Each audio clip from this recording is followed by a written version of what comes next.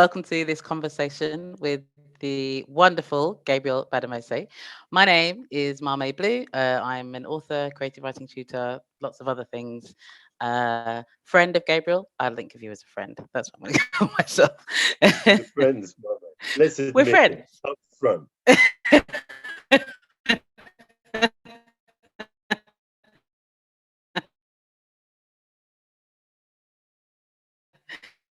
For some reason, Gabriel is of Abolition, which is what we're going to be discussing tonight. Just reading a little bit from Abolition, if you would please, from the prologue, I believe. who's going to read from it? You, if you could read from Abolition, if you could read from the prologue. Ah, right, Maame. This is the moment. This is the interesting moment in which I tell you that I have not come with the text. Okay, that is fine. I thought that you were going to read. I mean, I can read it for you if you'd like. Please, I'm please, happy to do that. please. If everyone would hold up one moment, I'm going to read the excerpt. This is going to be a test now for me of my reading skills of a play. So bear with me one moment. This is now when we test the technology. So, okay. Here we are. All right. So this scene is from the prologue of Abolition. And I'm just going to read it as it is written. Okay. Tom, where are your shoes? Surgeon, it's impossible to go amongst them with my shoes on. They lie so close together, I should have hurt them if I did. I have the mark upon my feet of skin and blood, of effluence, the putrefaction of their lying in the 'tween decks. Captain, what condition are they in? Can they make the crossing? Surgeon, am I to recreate man from slime? I cannot do it. So that is that's we'll see. I hope I've done it a little bit of justice. No, that's into the heart of the beast. Right into the heart of it. So my first question then for you would be a simple one, I think, which is, what does this work, Abolition, mean to you personally? I would like to know. Thank you for that question. It's kind of been a life's work. One of the things that happened was that my father's Nigerian. My mother was a migrant from Ireland.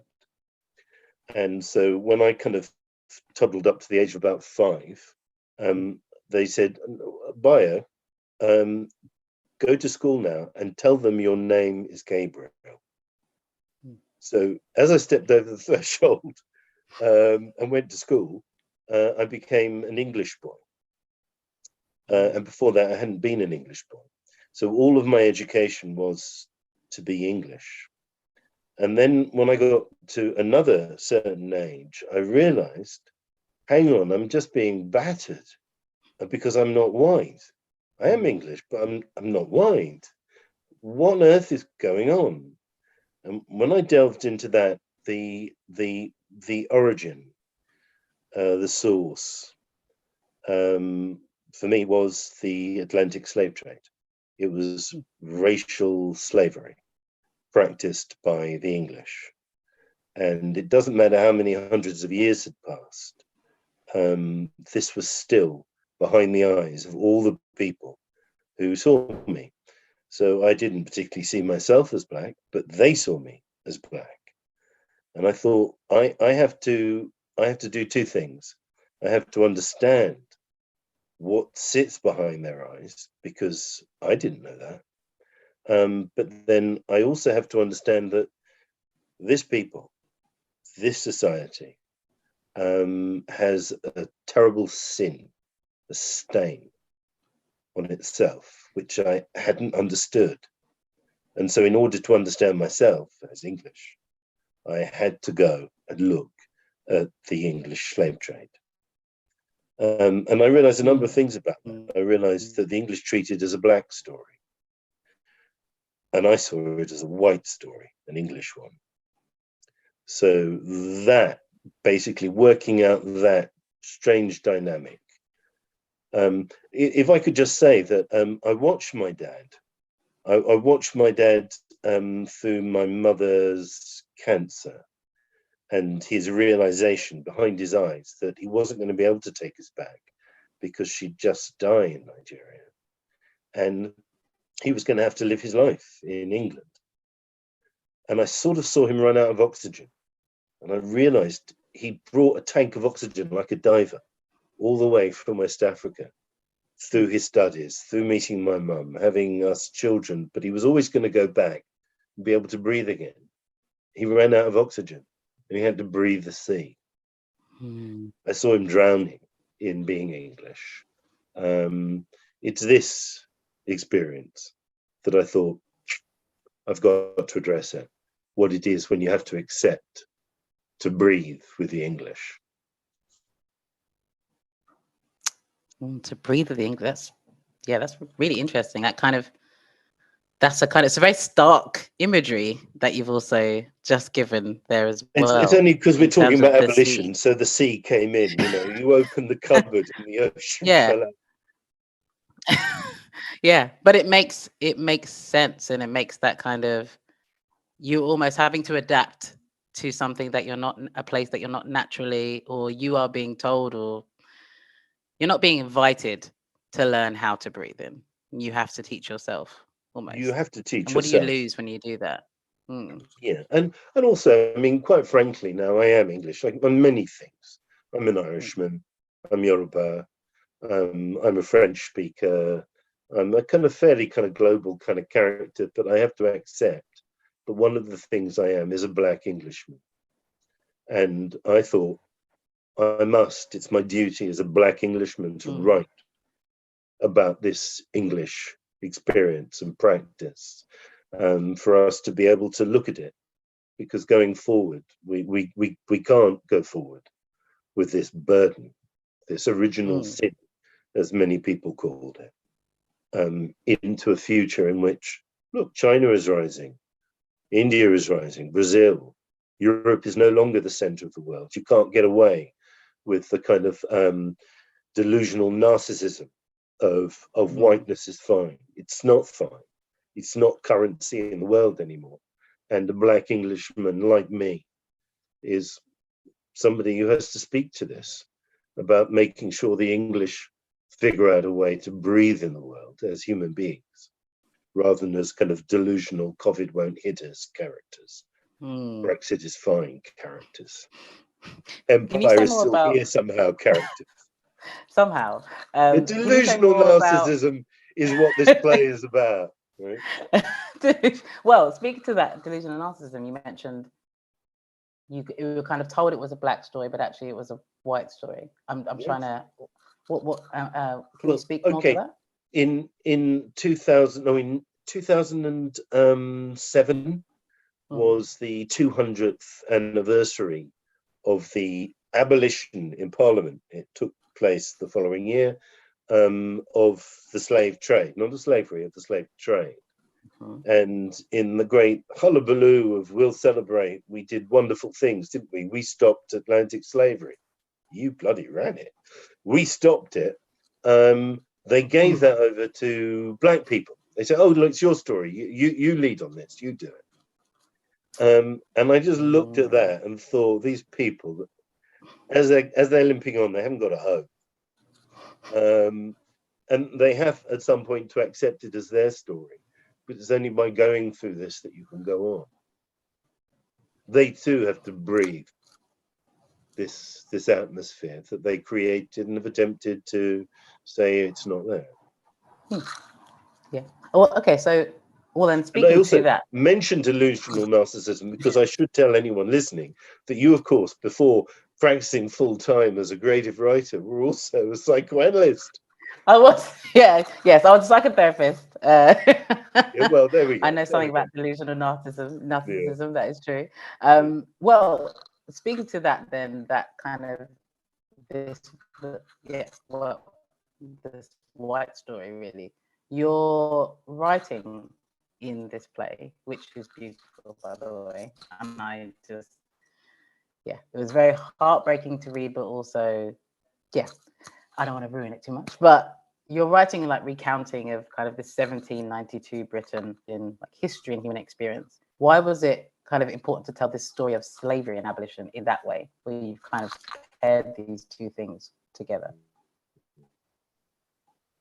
When I considered how can I create an understanding and insight into all those things that I, as an Englishman, was not given. I had no idea. I just didn't know. And I think my classmates didn't know. It's not part of our education. You can't see it. And I thought, well, it needs the form of a play, something that you actually physically witness, present to give people that consciousness. So abolition took the form of a play, not a film, which is again different, but a play. You're in this place. You breathe the same air as those characters you see in front of you. So that first was the first move. The second move was to say, well, if I want to show people a snapshot, the year 1792, let me do it as a play from 1792. And it just so happened that I'm a writer, a poet, and I studied this literature from before it was English to Old English, Middle English, early modern English, 18th century and into the 20th. I knew what the theatre of the English was like at the end of the 18th century. So I wrote an 18th century play. It has a range of 18th century Englishes. There was quite a range of them, not only kind of regional, but kind of class-based. And I just realized that, well, I can do this.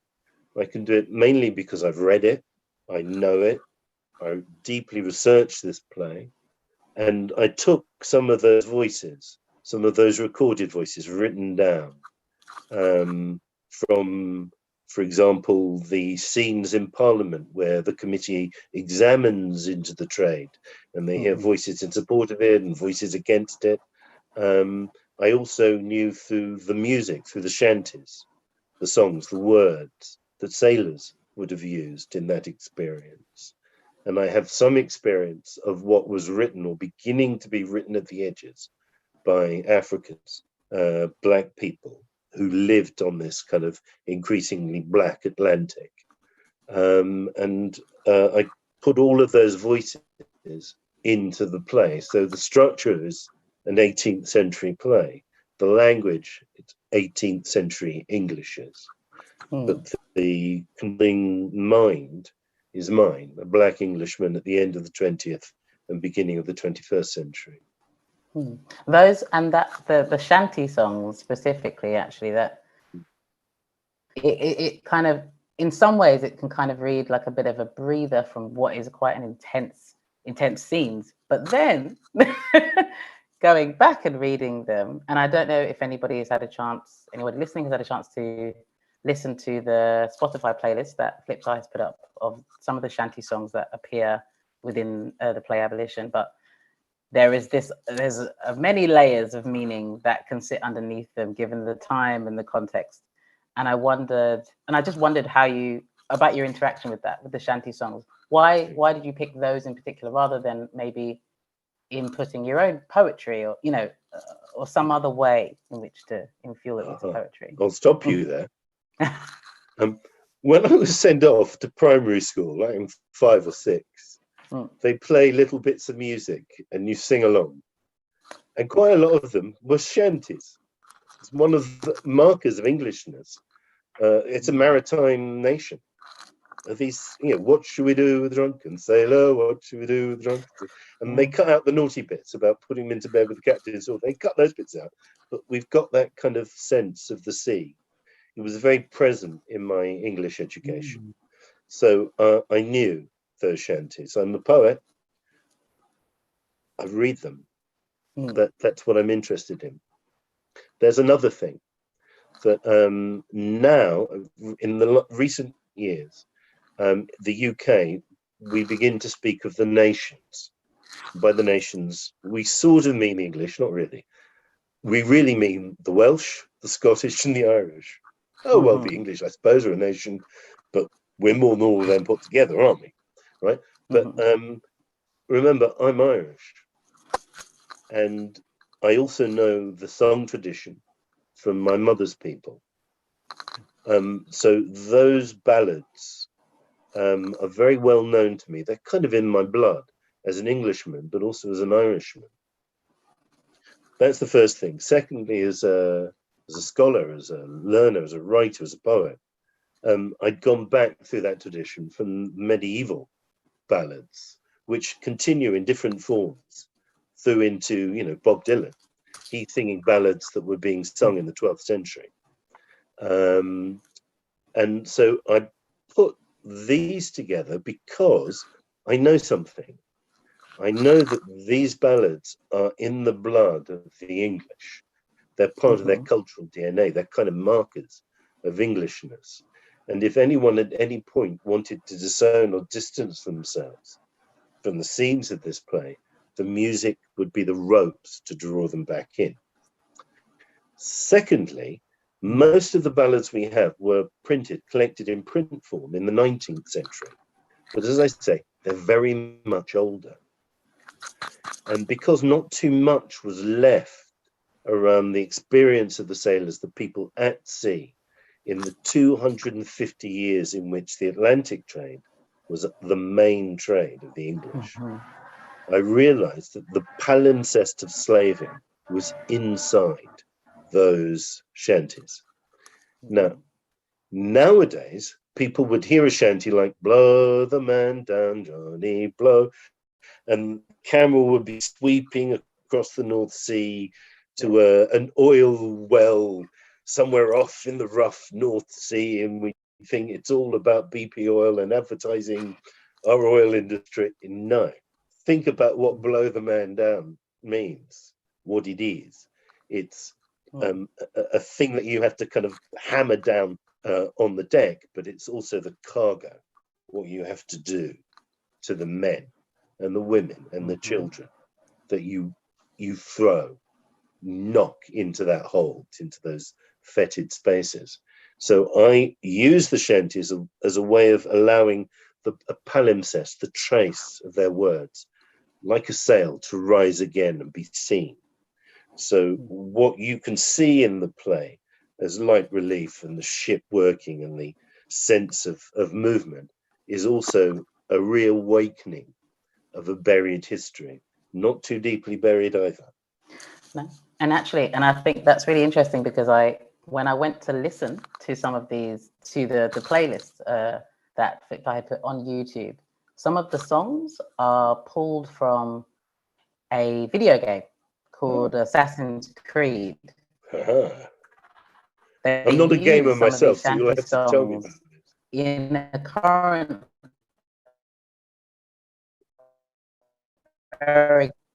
No, me either. But basically, it's a very current, like an assassin. That's about as far as I know.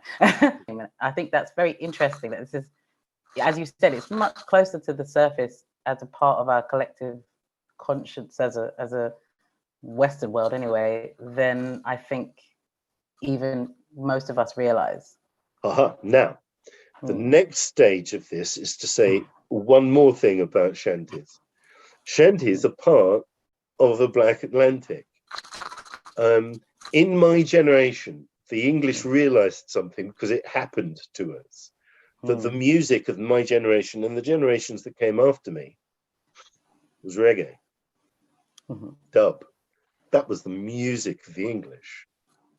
A black music became English music, and the English became, willy-nilly, they became black. Culturally, they did.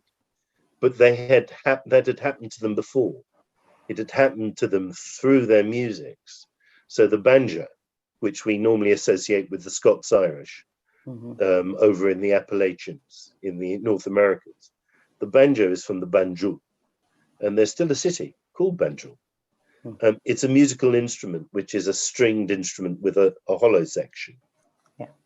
The rhythms and musics that came with that 250 year Atlantic trade was also African.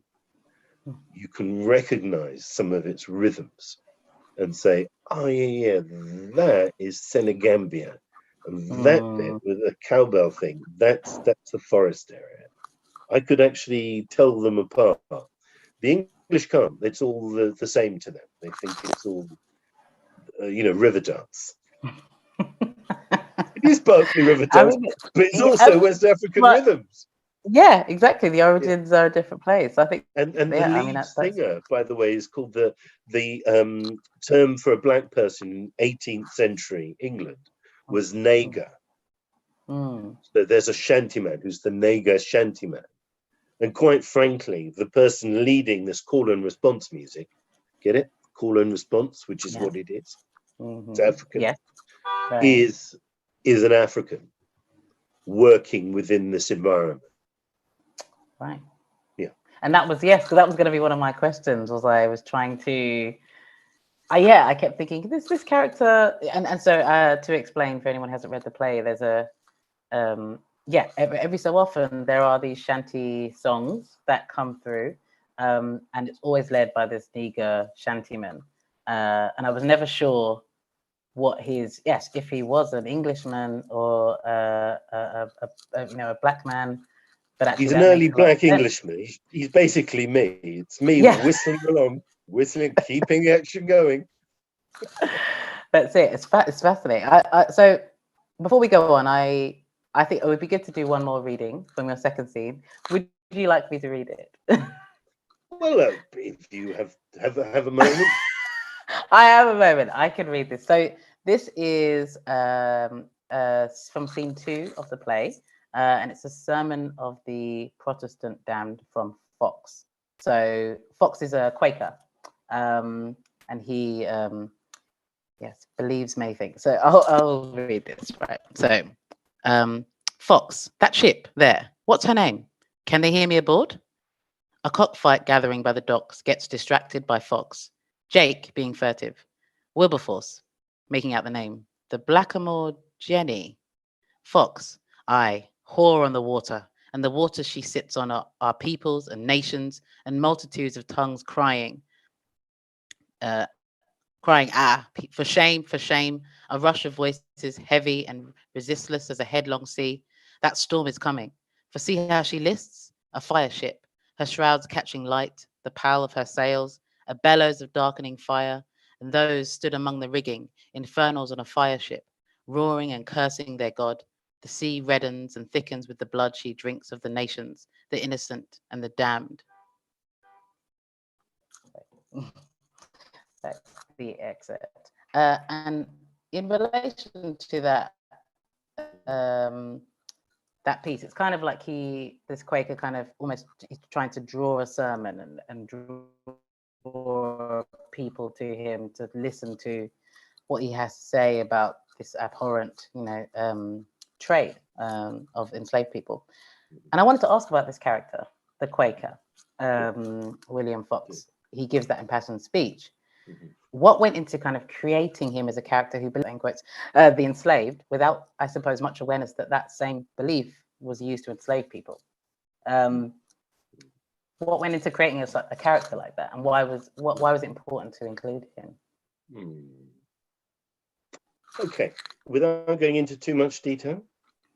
Well, we've got time. As I say, I'm English. I know a lot about the English.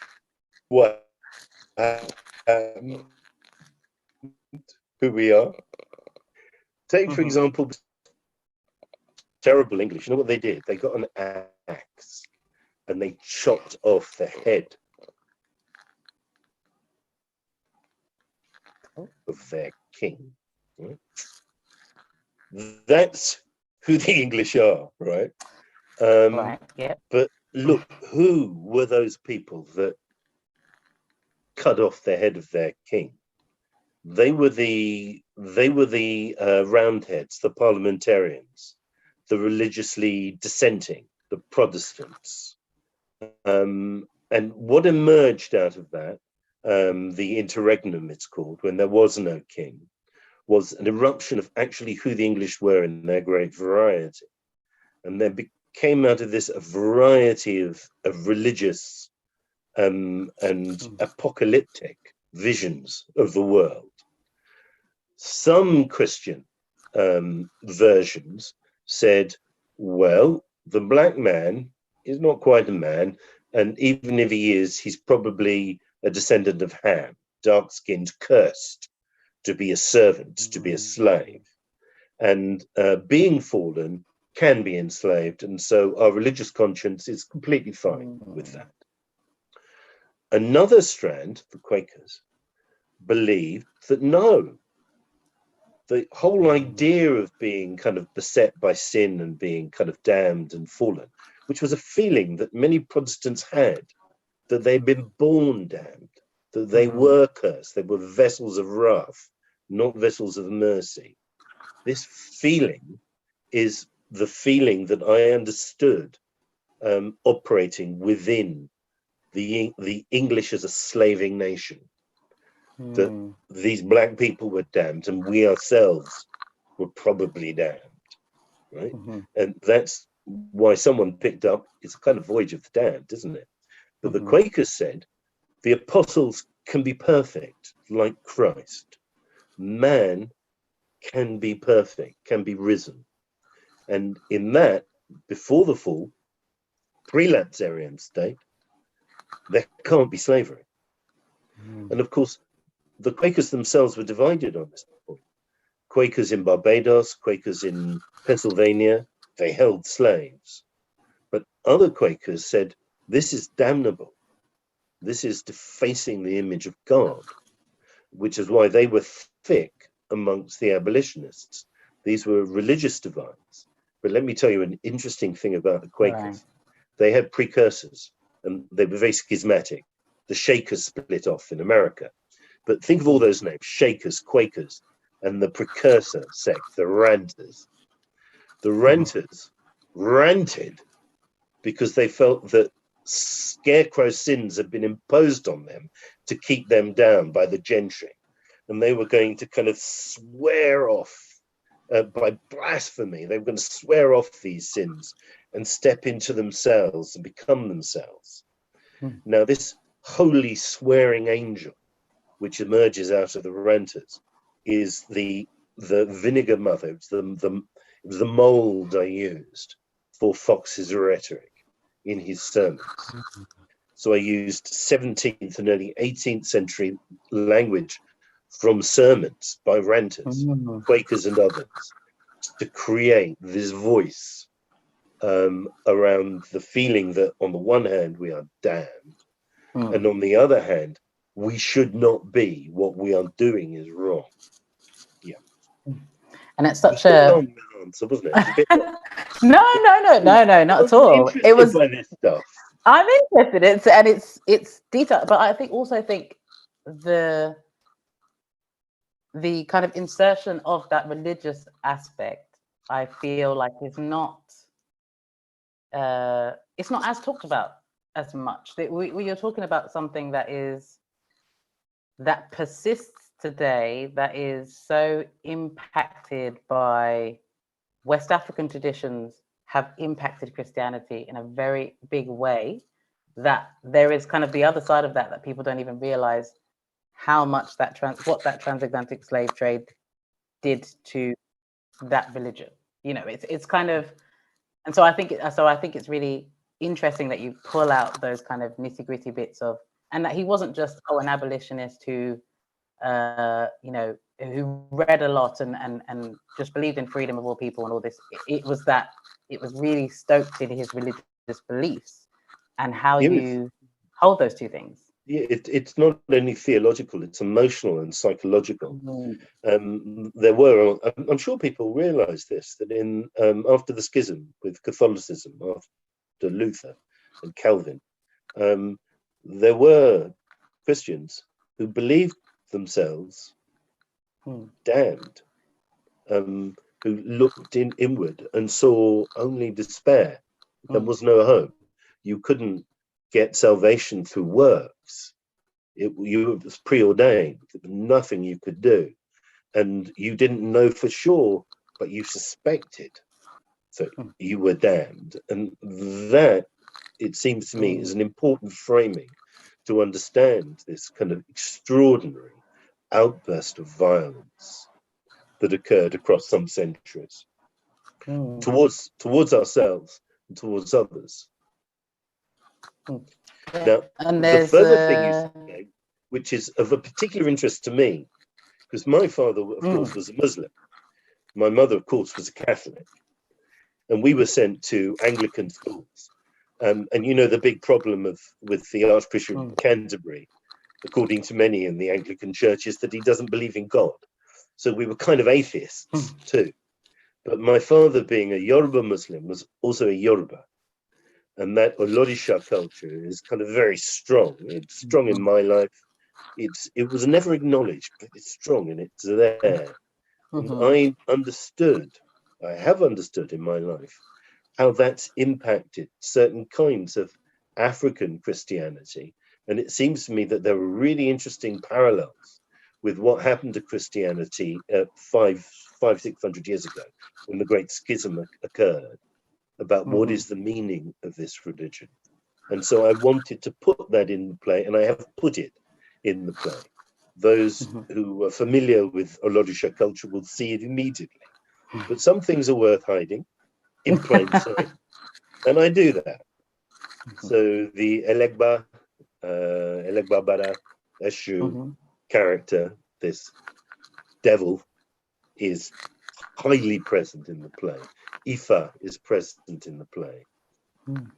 And I also like that there's even the language of all the crew and the people that are on the ship itself speak within this. It feels like they speak within this language of sin, almost, as it, you know, there's like this acknowledgement of we're all sinners now because we are a part of this, and this is just how it is, which speaks to that kind of thing of being of the damned, that kind of idea persisting. And of course the doubleness. I mean, I have not had so much experience within Ghana, but a lot of experience within Yoruba society, and there is a doubleness that you what you believe, you disbelieve.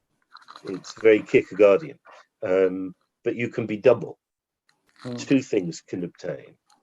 You can be at once saintly, saved, and at the same time profoundly damned and lost. And the kaleidoscope of your head shows all of those things at different times. And it's a wonderful as working as a playwright to have that more complex understanding of character than simply a Western psychology. And speaking of the Western psychology, it's a great segue. You have mentioned previously in a separate interview about this kind of idea of the collective forgetting of Britain, of what it's tried to do with its colonial past, right? Especially obviously in relation to the slave trade. What do you hope, I suppose, abolition will add to kind of contemporary conversations when we're in terms of remembering Britain's history? Well, let me perhaps kind of dwell for a moment on what I mean by a kind of willful amnesia. Everyone's seen Pirates of the Caribbean, right? And everyone's rooted for Captain Jack Sparrow, that really bad man, right? And everyone's seen the way that the crew worked. That you can, one minute you can be in, and the next minute you can be out, and they're coming to kill you. The next minute they're in, and they're very nice to you. Right? Britain's trade in the Atlantic began as a form of piracy. It was licensed piracy. They were called privateers. Yeah, you can go and attack those Spanish treasure fleets. They've kind of killed a few Aztecs and Incas to grab it. Go and grab it off them. The pirate expresses extreme violence externally. But on board ship, there's a kind of democracy. There's a kind of care. There's a kind of coherence. Now, I would say that has been the model of the English as a trading nation in the world. And in fact, I think it was, who was it? De Tocqueville, the French thinker, who had a wife who was English, who spent some time in England. And he called England the night watchman state. What he meant by that was actually force only comes out at night to protect property, but in the day it recedes, and there is no force. People are allowed to trade very freely. What England does is it projects violence externally in its wars against the French, for example. Right? That's the piratical model. Recognize it? Beginning to recognize it? Okay. Now, when it comes to something like empire, which is rampaging into people's countries and ripping their stuff off them and subjecting them to all sorts of kind of stuff, a moment came when the English said, maybe we can't do that anymore. The Americans, after the Second World War, are making us disgorge empire. And don't worry, because we are not those rampagers like the Nazis through other people's territories, grabbing their stuff and enslaving them.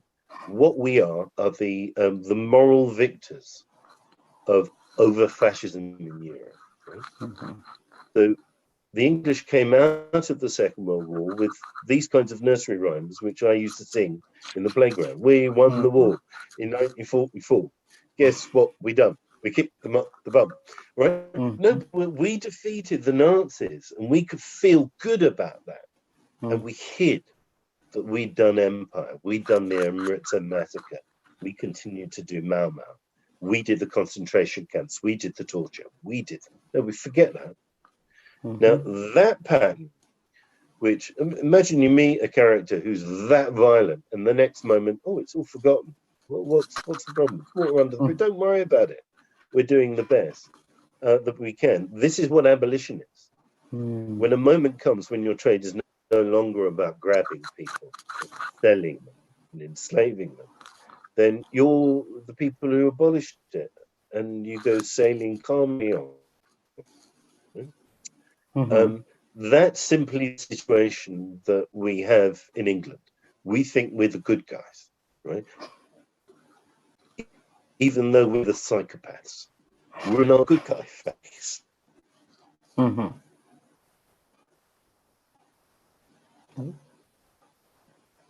And it's quite a thing to deal with. Oh, that's what theatre and societies to deal with this psychically very difficult stuff. It's just now to take the second part of your question. What kind of role?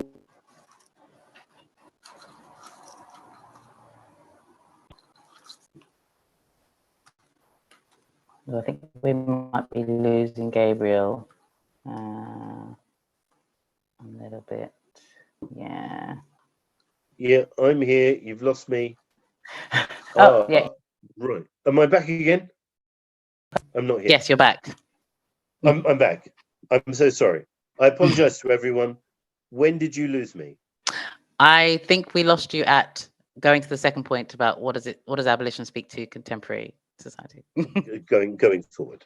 Great. Yes. Lovely. We have Black Lives Matter.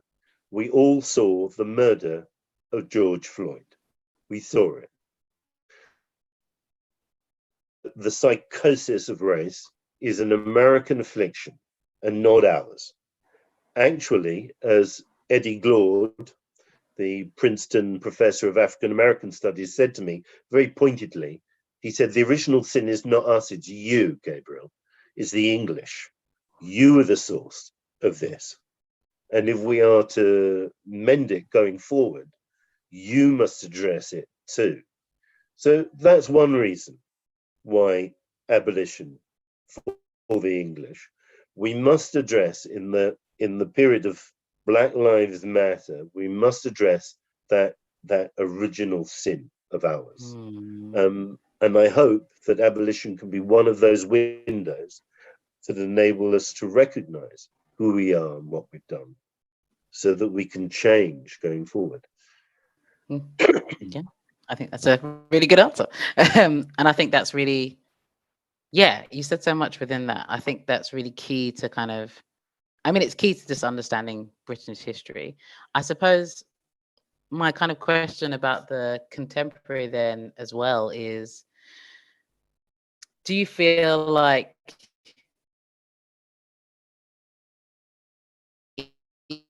it is a reminder of what was, or an explanation for it, or and place it side by side with the spotlight on Black Lives Matter right now.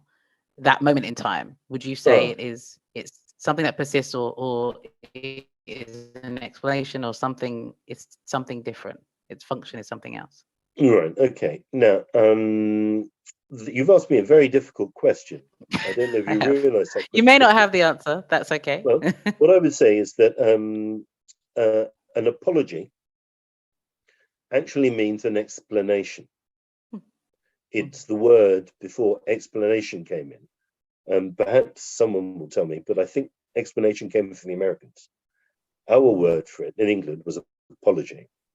So it is certainly an apology for slavery on the one hand, in the sense that I'm attempting to unpeel the onion and show people how complexly embedded in Englishness 250 years of slaving was and is.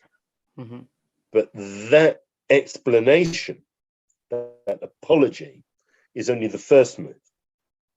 The second move must be, if you are now disabused of your delusional narcissism around, oh, we abolished it, we're the nice guys, you have a chance to address the more complex challenges going on in the world, which are on everyone's television set and on everyone's radio and in everyone's newspaper now. This is an ongoing global situation. And if we do have a role in the future of the planet, environmentally, socially, politically, economically, morally, spiritually, we must first have opened ourselves. And this is how I understand the play.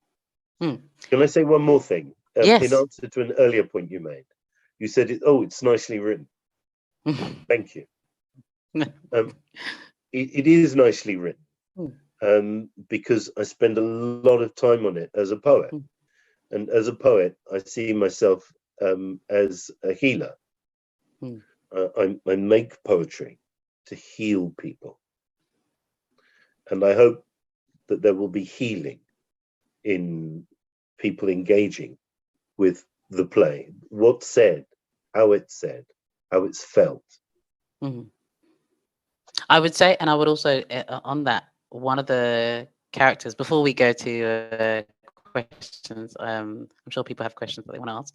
One of your characters, Jake, who is the black servant of the captain of the ship, I felt like a lot of his lines, his speeches were especially poetic, or at least that's how, perhaps I was reading it like that, but they had a depth to them that was almost like, it felt at least like he was kind of the voice of that, the collective voice perhaps of the enslaved kind of spoke through him in a lot of ways. At least that it read like that. And I feel like I wanted to point that out as something that, if people are kind of looking to read this play and feel like they're going to be kind of embroiled in something that's going to be quite, difficult and intense. It is difficult and intense, but it is also beautiful and refreshing. And so I wanted to kind of pick that up. Let me speak to that. Yeah. It's an unfortunate name, Jake, but people think, oh, I've heard someone called Jake. Jake is an English word for a urinal. I did not know that. Jake is a very abject character, because he is, you say, the servant of the captain. He is actually the son of the captain. Right. And he is a slave.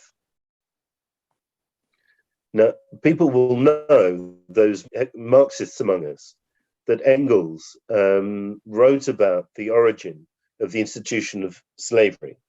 He said it originates in the family.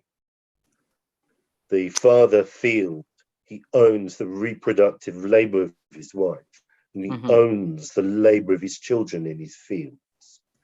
This is the beginning of slavery, that you can own another person. And in this play, Jake is owned by his father. I see.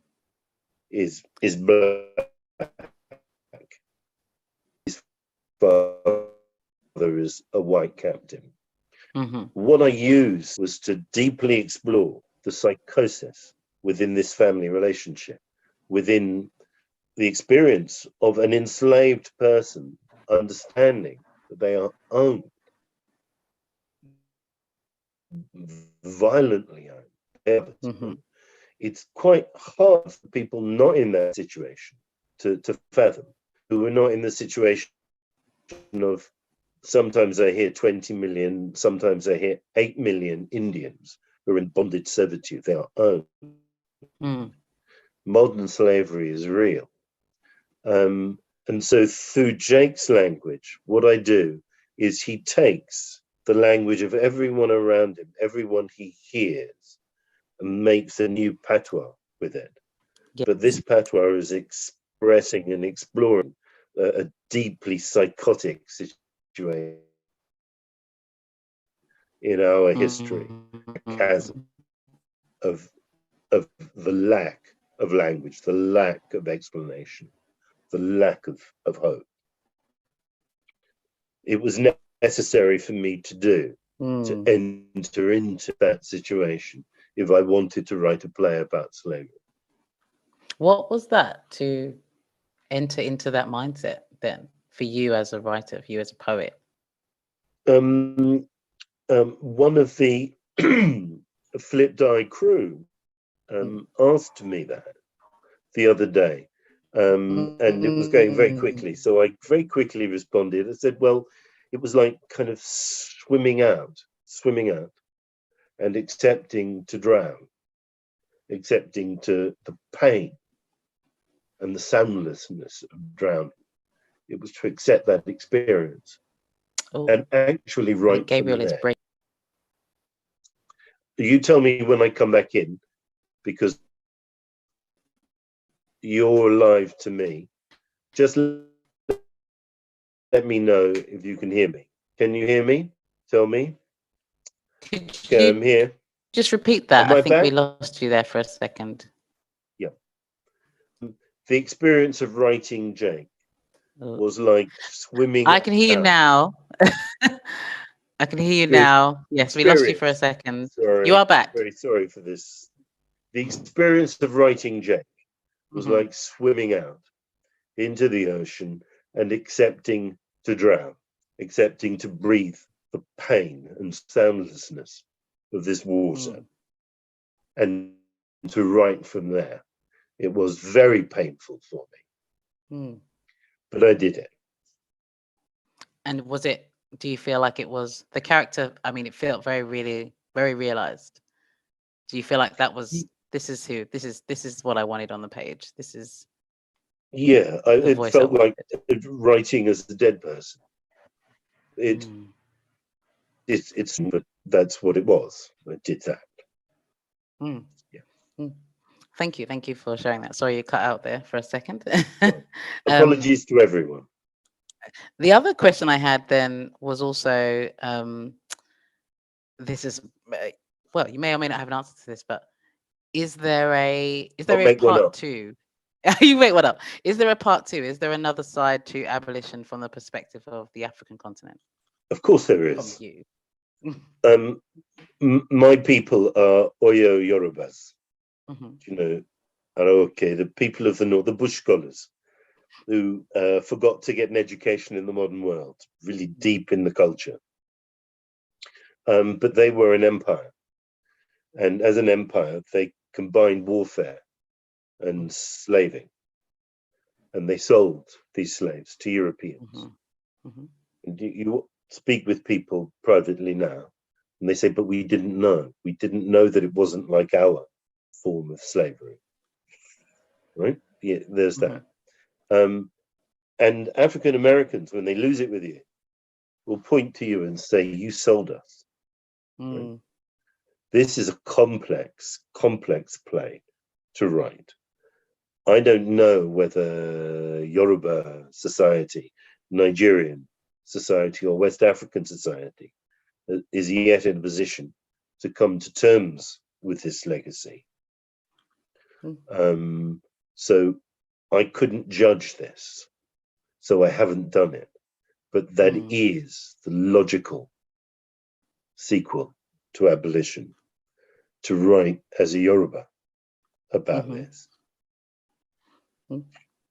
I think that's interesting. I feel like you would definitely do it justice. I feel there've been bits and pieces of it, that have appeared in literature more recently, like in like the Homegoing and Ada's Realm. There's kind of bits and pieces of it from the other side, but other in a small way. But yeah, that's my own curiosity. But I'd love to open it up to some questions from the audience. You can still hear me, right? Okay. Okay. Okay, I haven't been lost. If anybody on the Zoom would has a question for Gabriel, now is the time to ask. Feel free. Write it in the little chat, and I will ask Gabriel. Otherwise, I'll ask my other questions. Meanwhile, can I ask you a question? Yes, you can ask me a question while we wait. Lovely. As you were reading the play, did it disturb any part of you? And if so, what part of you did you feel was disturbed by it? Oh, that's a great question. I mean, I was expecting to feel more disturbed at certain parts than I felt. And I think that speaks to the writing, to be honest. I think the bits that the thing that probably stood out to me was one of the things I did is when I read the prologue, obviously at the beginning, and the prologue essentially you're on the slave ship, and I'm trying to figure out what's happening now, and get a sense of these characters. I think I got about a third way through the play, and then I went back to the prologue because I realized what was happening. And it was kind of like in a second reading of it, I understood. I think what shook me, I wouldn't use the word disturbed, but what shook me was this kind of, you've got this thing that is feels again very British. There's real things happening in the world that are violent and difficult, and everyone is caught up in it. And then there are the people that sit in Parliament having a conversation about it. And it felt like that juxtaposition was felt very kind of pointed almost. I felt that felt very present to me because it spoke to the now of things. It was kind of like, oh, nothing, something has changed, but not everything has changed. And I think that juxtaposition that you did, where you've got the real reality of being on a slave ship, all the people embroiled in it and being hurt by it, versus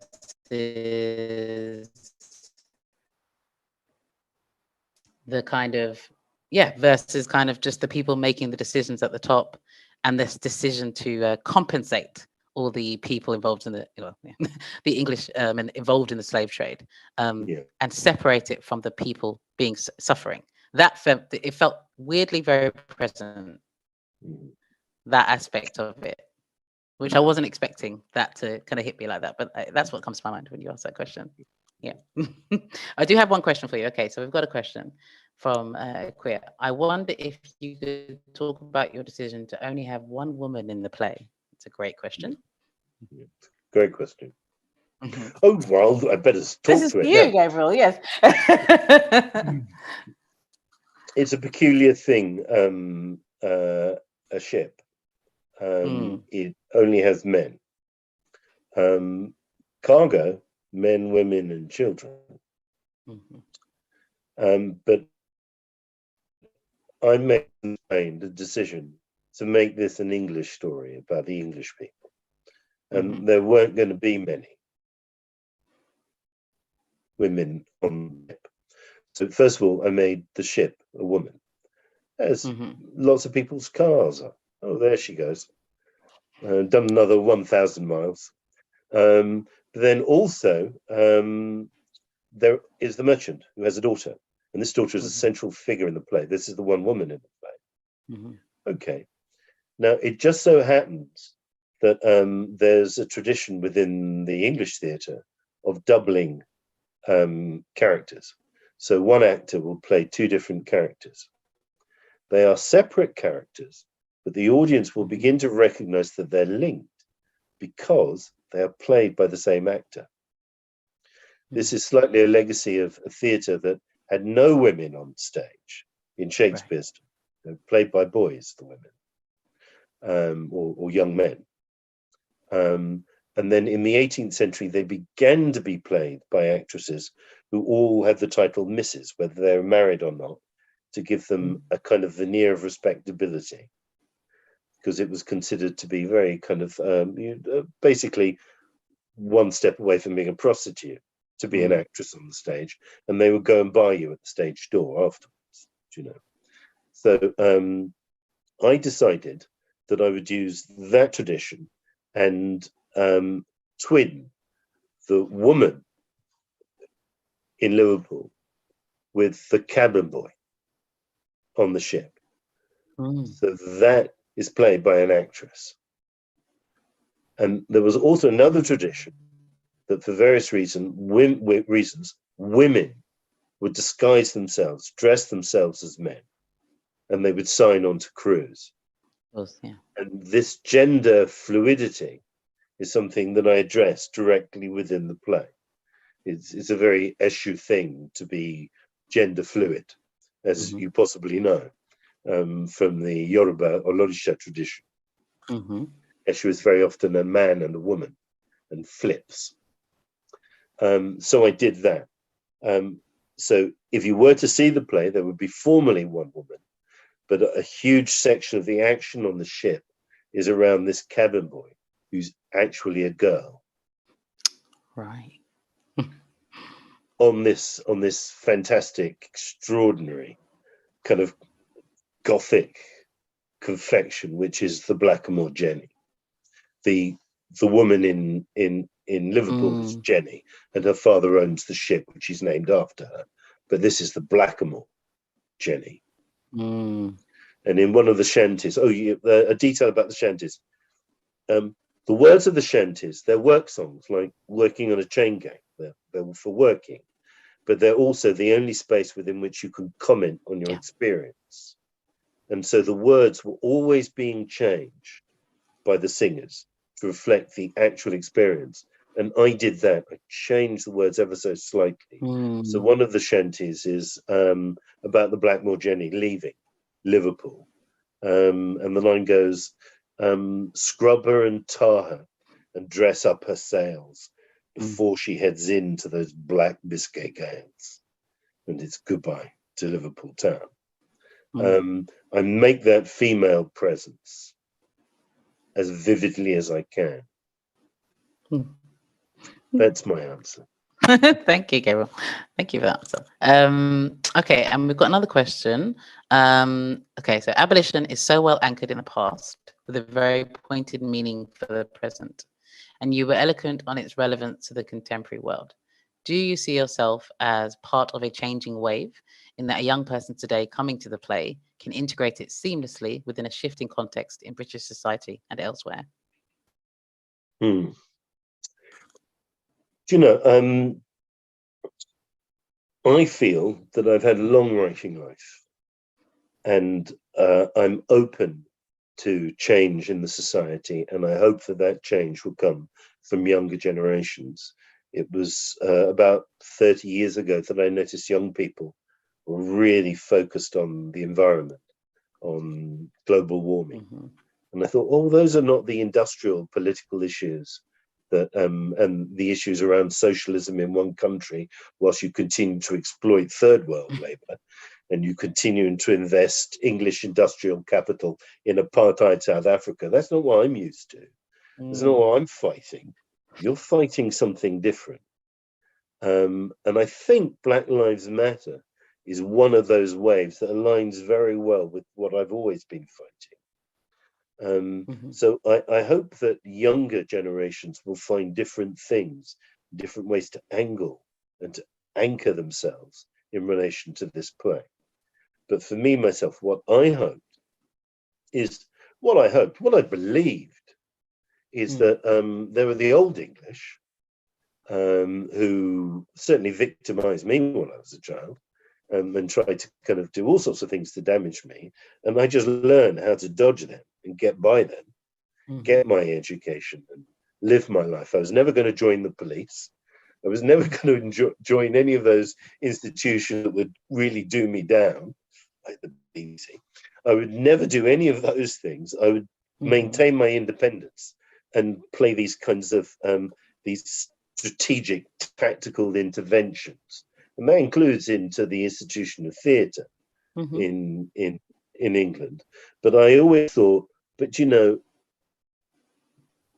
is my side, and not the kind of these tired foot soldiers of empire. So yes, I write and play as part of that movement, that we as a people are going to leave this past and go somewhere better. Can I just throw in horrible statistics? Yeah, I know, lies, damned lies and statistics, but 30% of all UK school children are non-white British today, rising to 67% in London, where I'm from. We're already the future. That is a very good statistics, Wendell. I think. Thank you so much, Gabriel. If I don't think there are any more questions, so I just wanted to say, yeah, thank you so much for just sharing your insight. And there is so much within this play, and I'm going to go back and read it a third and fourth time, because I feel like there's just so many layers, and there's so much history and kind of research and poetry that has gone into it. And I think it's a beautiful kind of play. I hope to one day see it on the stage, ? Maybe even in Ghana, who knows? Maybe. Okay, yes, exactly. Someone else, yes, we do need to see it staged. I agree. I mean, it's very good for people not from England, not from Britain, to see how the English were thinking, what they were doing in Africa. That's a great space for the play to move into. Yes, completely agree. But it's also a wonderful, wonderful read. I think everybody should get this book. Go on Fliptie's website. It's there. You can order it. Buy it now. Thank you so much, Gabriel Gbadamosi. Thank you, Fliptie, for hosting this event. Thank you, Maame. Thank you, Fliptie, and thank you, everyone listening. Thank you. Thank you. Take care. See you down the pub soon.